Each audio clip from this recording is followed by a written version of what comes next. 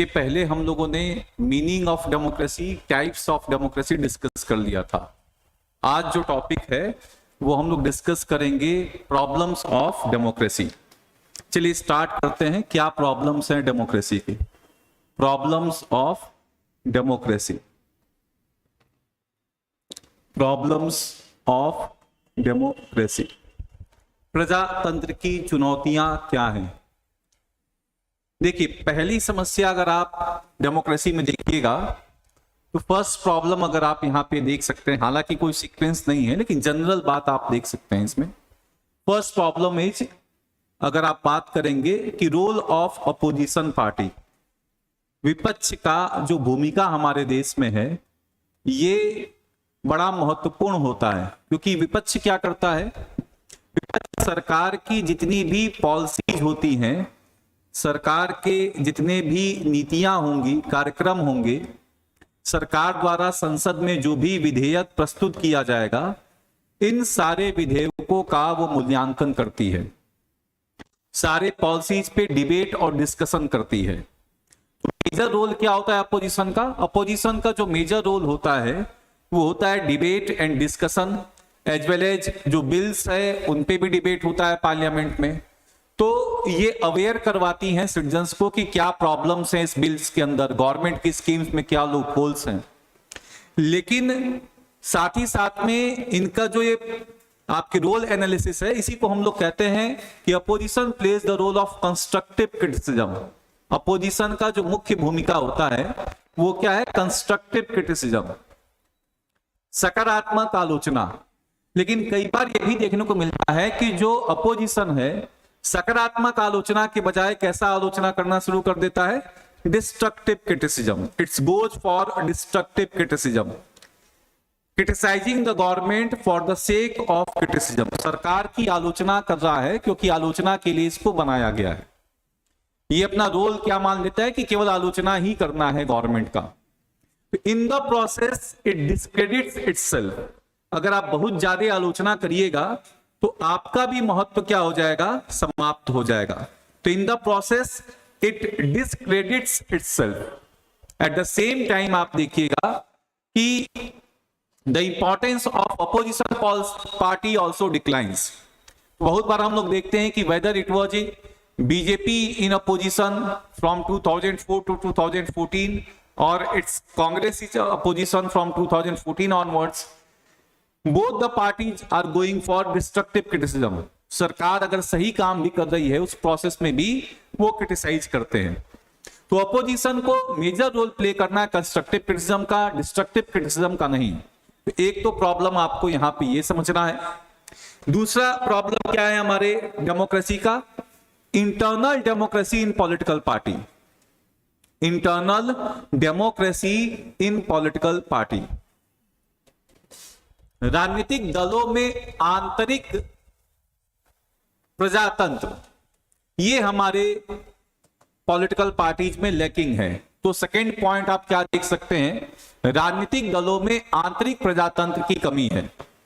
Most of the political parties in India are favouring what is known as dynasty politics. Dynasty politics, dynasty politics आप कैसा देख सकते हैं? जैसे अगर आप बात करिएगा कि बीजेपी है,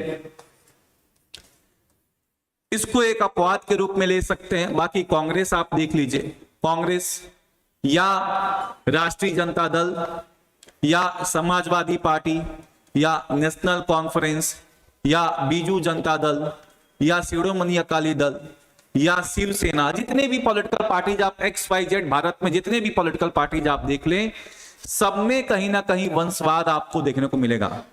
लालू प्रसाद यादव, देन तेजस्वी यादव, यहाँ पे मुलायम सिंह यादव, देन अखिलेश यादव, यहाँ पे शेख अब्दुल्ला, फारूक अब्दुल्ला, उमर अब्दुल्ला, और फिर यहाँ पे बीजू जनता दल में अगर आप बात करिएगा तो नवीन पटनायक इस समय है, बीजू पटनायक, नवीन पटनायक। शिरोमणि अकाली दल में बादल फैमिली, शिवसेना में बाला साहब ठाकरे, तो उसके बाद उद्धव ठाकरे। तो ये आप जो देख रहे हैं क्या डायनेस्टी पॉलिटिक्स है। All the political parties are going for dynasty politics, वंशवाद जिसको कहते हैं कि वंशवाद परंपरा पे आधारित है। और बीजेपी एकमात्र ऐसी पार्टी आप कह सकते हैं जो कि टॉप लेवल पे ओपन अभी आपको देखने को मिलेगा। खासकर आप कैसे देख सकते हैं कि यहां पे जो प्रेसिडेंटशिप है वो ट्रांसफर होते रहता है।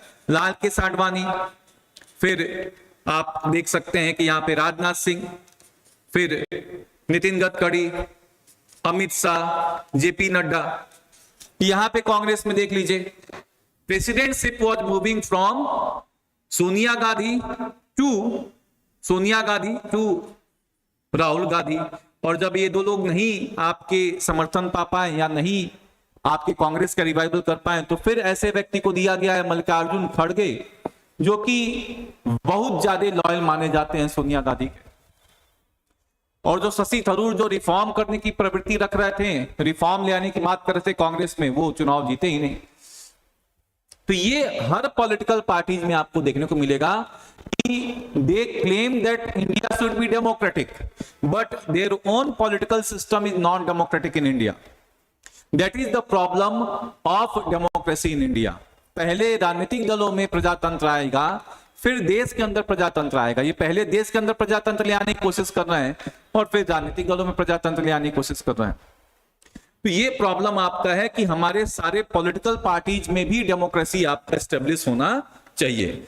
अगला प्रॉब्लम आप क्या देख सकते हैं, देखिए किसी भी देश का जो राजनीतिक संस्कृति होता है, पॉलिटिकल कल्चर जिसको आप बोलते हैं, ये कई सारे एक्सपेक्ट्स पे बना होता है। पॉलिटिकल कल्चर जनरली क्या होता है, it's a smaller part of culture. Culture का एक छोटा स्वरूप आपका देखने को मिल सकता है, संस्कृति का एक छोटा स्वरूप आपको देखने को मिल सकता है। जैसे आप बात कर सकते हैं कि कल्चर का छोटा स्वरूप क्या है, कल्चर का ही एक एस्पेक्ट है सोशल कल्चर, कल्चर का ही एक एस्पेक्ट है इकोनॉमिक कल्चर, कल्चर का ही एक एस्पेक्ट है आपका पॉलिटिकल कल्चर, एडमिनिस्ट्रेटिव कल्चर। तो what is political culture? Political culture simply means, राजनीतिक संस्कृति का अर्थ है कि हमारे देश में नागरिक मतदान किस बातों पे करते हैं और हमारे नागरिक नेताओं के बारे में, राजनीति के बारे में क्या सोचते हैं। तो राजनीतिक संस्कृति का संक्षेप में अर्थ अगर आप देखेगा, वैसे तो बड़े सारी बातें आपकी हैं कि इलीट कल्चर है हमारे देश के अंदर, की मास कल्चर है, कि सन्यासी कल्चर है, कि कैसा कल्चर आपका है। तो जनरली अगर आप देखिएगा कि पॉलिटिकल कल्चर का मतलब क्या होगा कि what our people thinks about the politicians and the political parties and how they vote, and what the political parties and politicians think about our people and how they convince the people to give their votes. तो हमारी राजनीतिक दल क्या सोचते हैं नागरिकों के बारे में, कैसे मतदान करवाने की चेष्टा करते हैं, नागरिकों को कैसे वो समझाते हैं, कैसे लुभाते हैं। और दूसरा बात आप क्या देख सकते हैं कि हमारे नागरिक क्या सोचते हैं इन राजनीतिक दलों के बारे में, किस आधार पे मतदान करते हैं, इसको हम लोग कहेंगे पॉलिटिकल कल्चर। ये कहलाता है राजनीतिक संस्कृति। जनरली जो राजनीतिक संस्कृति होता है, दो मोटे बातों पे आप देख सकते हैं कि बना होगा, एक कॉग्निशन और दूसरा इमोशन, एक बुद्धिमत्ता और दूसरा भावना। इन दो पे लगातार हमारे यहां पे एक रेशनल भी हो सकता है, rational political culture, cognition political culture, emotive political culture. Cognition का मतलब है बुद्धिमत्ता, बुद्धिमत्ता का मतलब आप जो मतदान कर रहे हैं उसमें अपने बुद्धि का भी प्रयोग कर रहे हैं और साथ ही साथ में आप कुछ इमोशंस का भी उपयोग कर रहे हैं। इमोशनल पॉलिटिकल कल्चर का मतलब क्या होता है, आप केवल भावनाओं में बह के राजनीति में मतदान करते हैं। जैसे हमारे देश में मतदान कैसा होता है, मतदान लार्जली हमारे देश में होता है रेस के नाम पे, रिलीजन के नाम पे, कास्ट के नाम पे, रीजन के नाम पे। तो we vote on the basis of various factors. धर्म के नाम पे हम मतदान करेंगे, जाति के नाम पे मतदान करेंगे, मूल वंश के नाम पे मतदान कर देंगे, क्षेत्र के नाम पे मतदान करेंगे। We will not see the merit of the political party. उसका पॉलिटिकल मैनिफेस्टो हम नहीं देखेंगे, उसका जो राजनीतिक पत्र है वो हम नहीं जांच पड़ताल करते। तो नॉर्मल प्रोसेस में उसका पॉलिटिकल मैनिफेस्टो नहीं देखते, कि वो क्या घोषणा पत्र है, उसके राजनीतिक घोषणा पत्र में क्या लिखा हुआ है, क्या वो हमें अधिकार दिलवा रहा है, क्या आपके देश के अंदर करवाने की बात कर रहा है। और most of the time these political manifesto are also not justiciable. This is also a problem कि जो पॉलिटिकल मैनिफेस्टो में आपको राजनीतिक दल वादे करते हैं वो जमीनी स्तर पे लागू अगर नहीं भी होते हैं तो आप न्यायालय में जाके उनको चुनौती नहीं दे सकते। You cannot challenge the political manifesto of the parties who are promising in order to get vote from you। तो ये भी एक समस्या आपको देखने को मिलेगा कि हमारे जो राजनीतिक दल हैं ये जो भी मतदान मांगते हैं, ये राजनीतिक घोषणा पत्र पे जो मतदान मांग रहे हैं उनको भी आप न्यायोचित नहीं ठहरा सकते हो। अगर वो आपको वादे पूरे नहीं करते हैं तो आप न्यायालय में जाके उस राजनीतिक दस्तावेज को प्रस्तुत करके उनको न्यायालय में चुनौती नहीं दे सकते। तो political manifesto are non justiciable in nature, ये भी एक समस्या हमारे देश में है। तो चुनाव के दौरान आपसे कोई भी वादे कर सकते हैं और हो सकता है कि चुनाव जीतने के बाद वो लागू नहीं करें। तो ये भी प्रॉब्लम है। पहला प्रॉब्लम क्या है जो पॉलिटिकल कल्चर का, कि हमारे यहाँ पे मैक्सिमम जो वोटिंग होती है इमोशंस के बीच में, भावनाओं के आधार पे आपके मतदान होती है, मूल वंश, जाति, धर्म, इन सबों के आधार पे होगी। और दूसरी बात ये भी देख सकते हैं कि जो राजनीतिक दल अपना घोषणा पत्र करते हैं, राजनीतिक घोषणा पत्र करते हैं, ये भी न्यायोचित नहीं होता। ये भी अगर अपने राजनीतिक घोषणा पत्र को, पॉलिटिकल मैनिफेस्टो को अगर इंप्लीमेंट नहीं कर रहे हैं तो you can not move to the court कि ये बातें लिखी गई हैं, इस आधार पे हमने मतदान दिया है और ये इसको लागू नहीं करवा रहे हैं। ये भी प्रॉब्लम आपको देखने को मिल सकता है आपके डेमोक्रेटिक सिस्टम में।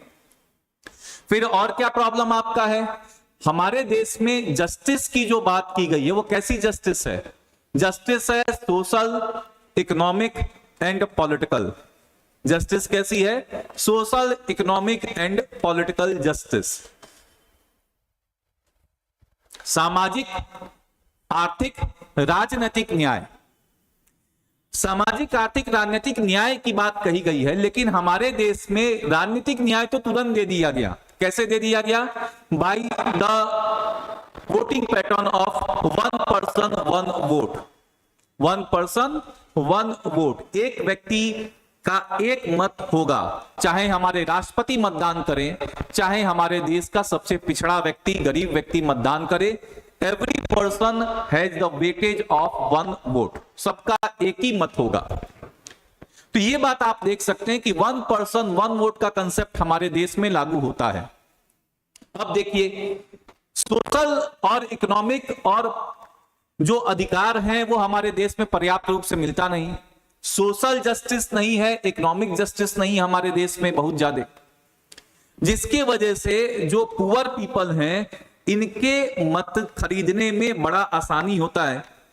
तो जो गरीब वर्ग के लोग हैं, पिछड़े वर्ग के लोग हैं, most of the time just before the election buying of votes takes place. Buying of votes takes place, मतों को खरीद लिया जाता है। यह भी एक चुनौती आपको देखने को मिलेगा कि हमारे देश में मतदान जो होता है उसमें बहुत सारे मत खरीद लिए जाते हैं। Buying of votes takes place.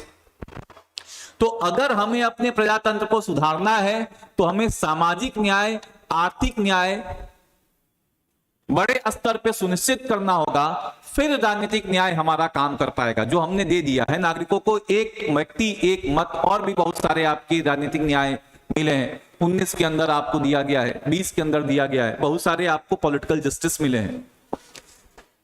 तो right to association, right to freedom of speech and expression, right to move for the territory of India, ये सब कुछ आपको दिया गया है। तो एक तरह से ये बात आपका यहाँ पे देख सकते हैं। अगला बात आपका क्या है, हमारे पॉलिटिकल पार्टीज में एक और कमी है, और वो क्या है? Criminalisation of politics and politicisation of criminals. अपराधियों का राजनीतिकरण और राजनीति का अपराधीकरण, ये भी एक चुनौती आपको देखने को मिलेगा। अपराधियों का राजनीतिकरण का क्या अर्थ है? अपराधियों का राजनीतिकरण, क्रिमिनलाइजेशन ऑफ पॉलिटिक्स।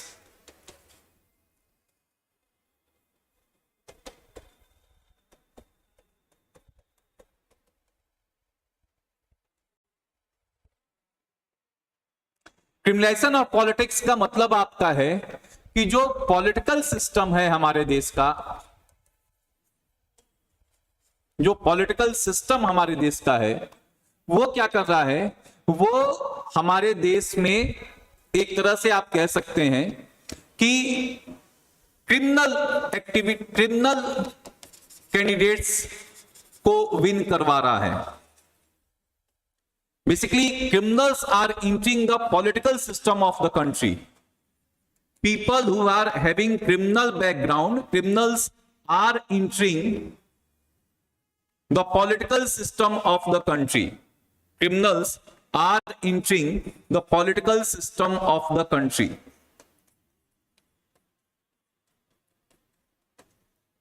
हमारे देश में अपराधी राजनीतिक व्यवस्था में प्रवेश कर जा रहे हैं। और कैसे कर जा रहे हैं? बेसिकली ये देखिएगा कि जो हमारा सिस्टम रहा है उसमें पहले क्या रहा है, पहले अगर आप देखिएगा तो 1967 से मेजर चेंजेज आपके देश के अंदर आने शुरू हुए। फर्स्ट इलेक्शन, देन सेकेंड, फिर थर्ड इलेक्शन के आसपास ये चीजें आपको देखने को मिलेंगी, क्योंकि जो हमारे राजनेता वादे किए वो पूर्ण नहीं कर पाए और चुनाव जब लड़ने गए तो मत मिलने की संभावनाएं कम थी। फिर उन्होंने क्रिमिनल्स का उपयोग करना शुरू किया और क्रिमिनल्स का उपयोग करना शुरू किया चुनाव जीतने के लिए। रीजन आपका क्या है? Criminals have both money power as well as they have muscle power. उनके पास धन बल भी है और बाहुबल भी है। तो धन बल और बाहुबल दोनों होने के वजह से अगर आप बात करिएगा, their money power as well as muscle power, तो प्रॉब्लम इज दैट कि इन दोनों का उपयोग किया जा रहा है चुनाव जीतने के लिए। 1990 के आसपास इसका ज्यादा उपयोग हो रहा था और आफ्टर 1990 इसका उपयोग ज्यादा होना शुरू हो गया, क्योंकि इसी समय हमारे देश में एक बड़े रिफॉर्म्स हुए इलेक्शंस में और एक बड़े क्रांतिकारी चुनाव आयुक्त आपके बने जिनका नाम था TN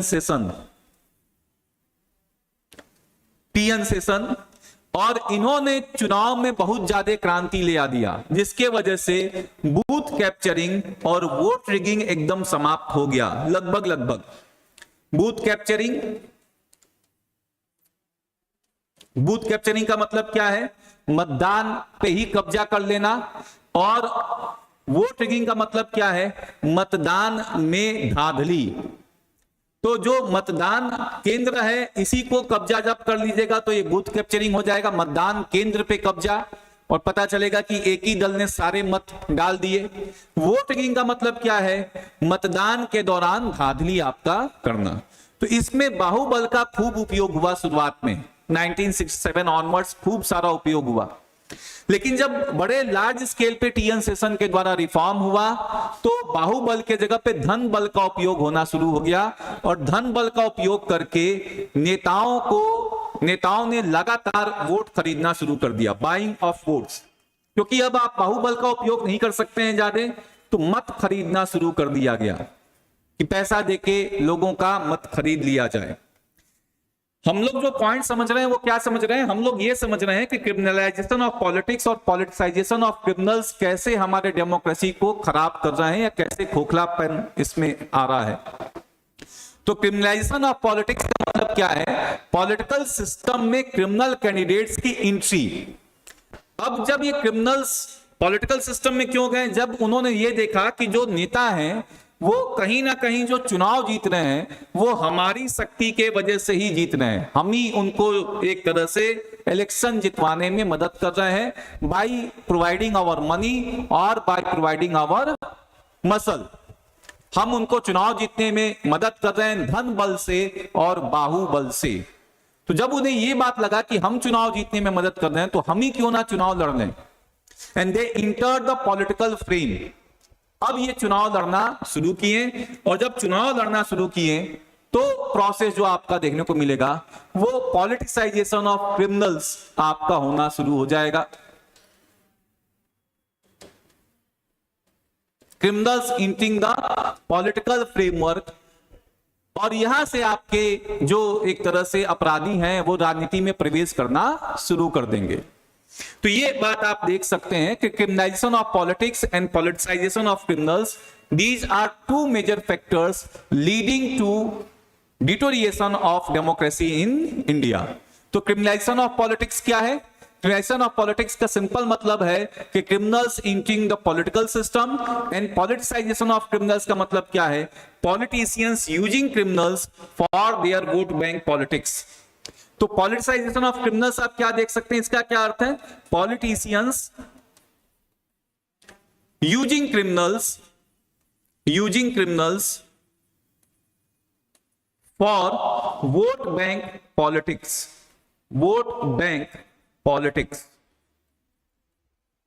politicians using criminals for vote bank politics. राजनेता अपराधियों का उपयोग कर रहे हैं चुनाव में मत प्राप्ति, राजनेता अपराधियों का उपयोग कर रहे हैं चुनाव में मत प्राप्ति के लिए। अब देखिए होगा क्या, जब क्रिमिनल्स हमारे देश में एंट्री कर जाएंगे, पॉलिटिकल सिस्टम के जब ये पार्ट बन जाएंगे, तो प्रॉब्लम क्या होगा? प्रॉब्लम ये होगा कि जो लॉ ब्रेकर था वही लॉ मेकर बन जाएगा। Law breaker will become law maker. एक समस्या ये उत्पन्न होगी कि जो नियम तोड़ते थे वही नियम का निर्माण करने में लग गए। दूसरा प्रॉब्लम क्या होगा? दूसरा प्रॉब्लम आपका ये होगा कि जो पुलिस प्रोसिक्यूशन के लिए लगी हुई थी, जो पुलिस इनके अभियोजन में लगी हुई थी, वही अब क्या देना शुरू कर देगा इन्हें? पुलिस इन्हीं को प्रोटेक्शन देना शुरू कर देगा। Now their status will increase in the society, now their power will increase, and many people will be inspired by these type of system. तो और ज्यादा लोग हमारे यहां पे क्रिमिनल बनने की कोशिश कर सकते हैं कि शॉर्टकट है, इसके थ्रू बड़े आसानी से हम नेता बन सकते हैं। तो आपको देखने को मिलेगा कि criminalisation of politics and politicisation of criminals is leading to deterioration of democracy. और ये बात कोई आपको और डिटेल में पढ़ना है तो एसोसिएशन फॉर डेमोक्रेटिक राइट्स है, ये पूरे डिटेल में बताता है कि हमारे लोकसभा में लगातार जो क्रिमिनल्स का परसेंटेज है वो बढ़ते जा रहा है। अब क्रिमिनल्स एक ऐसे क्रिमिनल्स हैं, the cases against them are not proved in court of law, at cases are initiated. जैसे पहले आपका होगा कि आपके कुछ हीनियस क्राइम होगा, फिर बहुत ज्यादा आपके कुछ नॉर्मल क्राइम्स होंगे, फिर हीनियस क्राइम होंगे, फिर attempt to murder, attempt to rape, ये भी आपके कुछ चार्जेस लगे हुए हैं। In the percentage of people who are entering the Lok Sabha और द पॉलिटिकल सिस्टम और the state legislature is increasing, and these person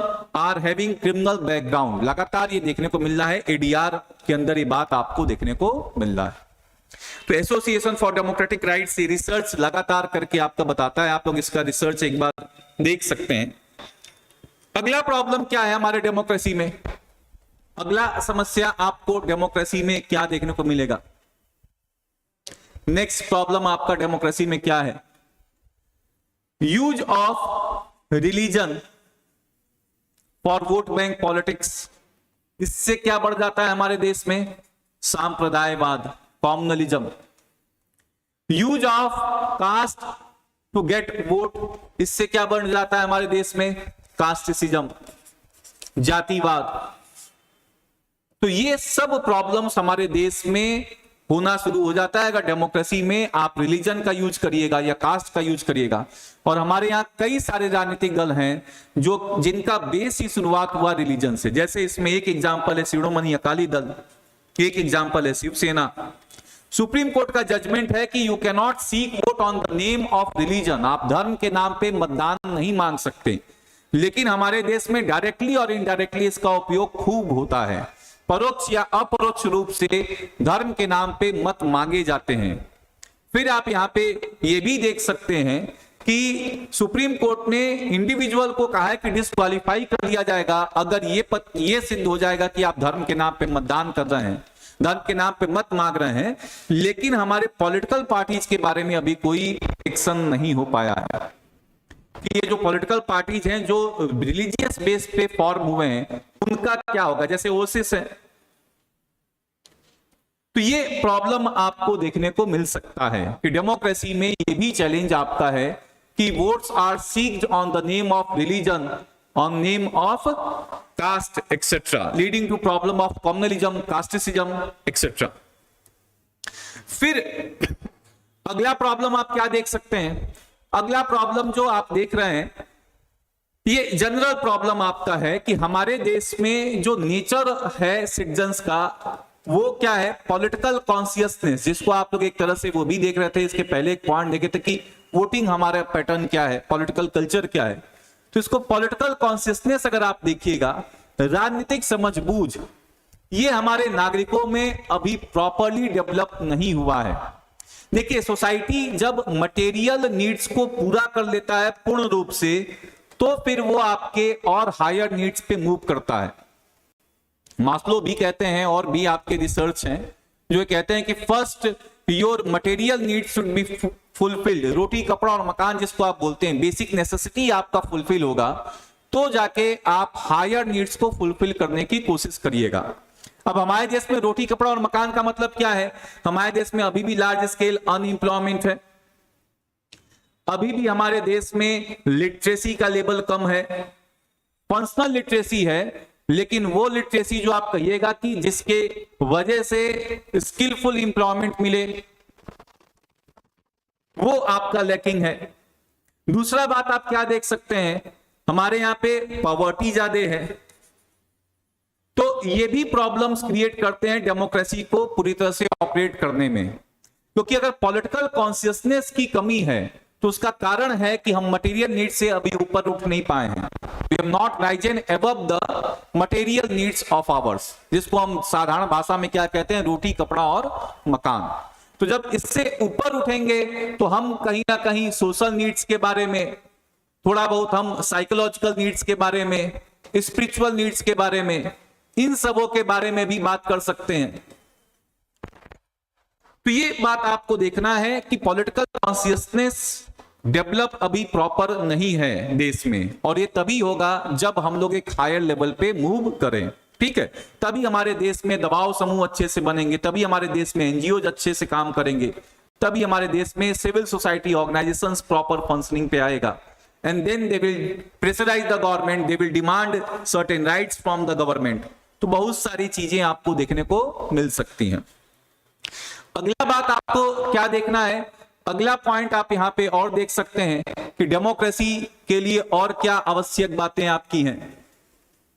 democracy के लिए जो आवश्यक बातें हैं वो ये है कि हमारे देश में जो डेमोक्रेसी का नेचर है वो कैसा नेचर है, रिप्रेजेंटेटिव डेमोक्रेसी। हम लोग प्रतिनिधात्मक प्रजातंत्र पे बात करते हैं, जबकि हमारा नेचर कैसा होना चाहिए, हम लोगों का जो नेचर आगे आने वाले समय में होना चाहिए वो पार्टिसिपेटिव डेमोक्रेसी पे होना चाहिए, भागीदारी प्रजातंत्र पे होना चाहिए।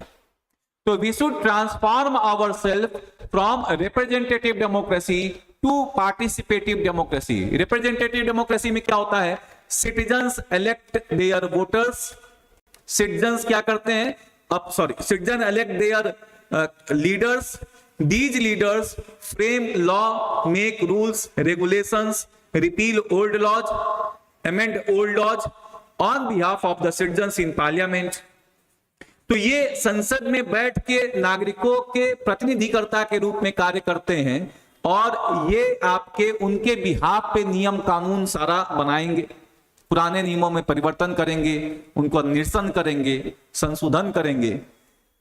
तो ये प्रतिनिधात्मक प्रजातंत्री व्यवस्था है। हम लोगों को कैसा प्रजातंत्री व्यवस्था चाहिए, भागीदारी प्रजातंत्री व्यवस्था, जहां पे नागरिक स्वयं अपनी समस्याओं का निस्तारण करने के लिए मुख्य भूमिका निभाएं।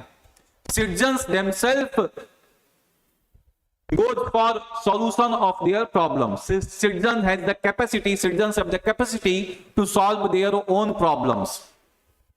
तो ये कहीं ना कहीं पार्टिसिपेटिव डेमोक्रेसी की बात आप कर सकते हैं कि हम लोग एक तरह से रिप्रेजेंटेटिव डेमोक्रेसी से पार्टिसिपेटिव डेमोक्रेसी पे मूव करने की कोशिश करनी चाहिए, लार्जली सिटीजन्स को रिप्रेजेंटेटिव डेमोक्रेसी से। और इसके टूल्स क्या हैं, टूल्स हमारे देश में अवेलेबल हैं, जैसे 73rd and 74th constitutional amendment act है, जो पंचायती राज म्युनिसिपैलिटी की लोकल गवर्नेंस की बात करता है, लेकिन इसमें भी समस्याएं आपको देखने को मिलेंगी। और वो समस्याएं क्या है? 3F की, फंड, फंक्शंस एंड फंक्शनरीज।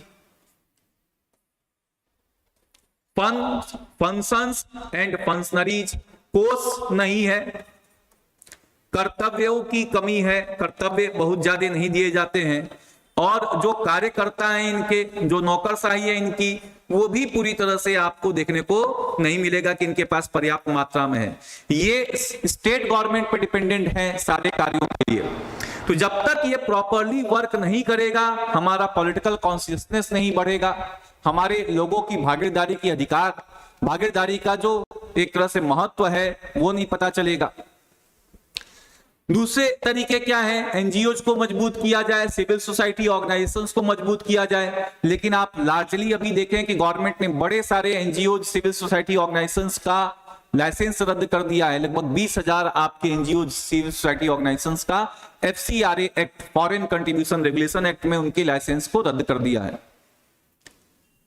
ये भी बात आप देख सकते हैं कि ये भी प्रॉब्लम्स हैं जिसकी वजह से डेमोक्रेसी हमारे देश में नहीं काम कर पा रहा।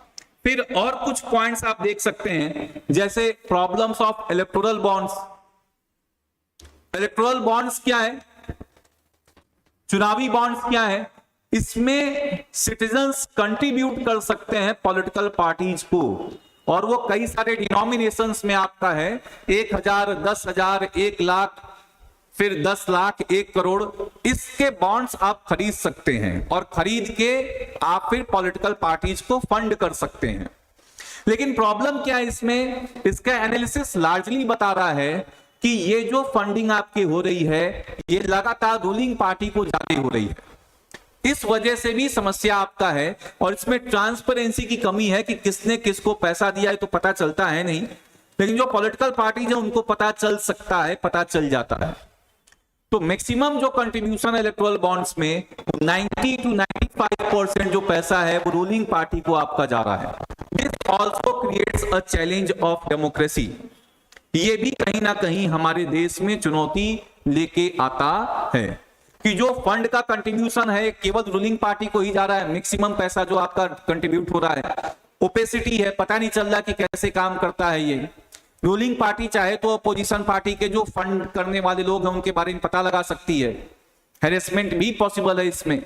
तो ये खुद इलेक्शन कमीशन कह रहा है कि इसको डिसकंटिन्यू कर दीजिए पूरे प्रोग्राम को। फिर अगला एक और समस्या आप देख सकते हैं, और वो क्या है? Nature of political system of India. Bharat की जो प्रजातंत्री व्यवस्था है वो किस तरह की है? पार्लियामेंट्री फॉर्म ऑफ डेमोक्रेसी, संसदीय व्यवस्था है। संसदीय व्यवस्था में यह माना जाता है कि जो विधायिका है हमारे देश की, वो कार्यपालिका पे नियंत्रण करेगी। The major function of legislature is to control the executive. The main function of the legislature is to control the executive.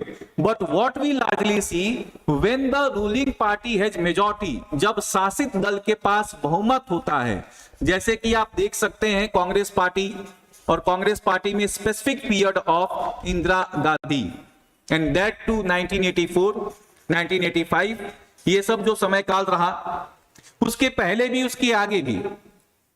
तो जब जनरली हम ये देखते हैं कि लेजिस्लेचर को नियंत्रण करना चाहिए कार्यपालिका को, लेकिन हम क्या देखते हैं प्रैक्टिकल में कि कार्यपालिका उल्टा, अगर उसके पास बहुमत है तो वो विधायिका को नियंत्रण कर ले जाती है।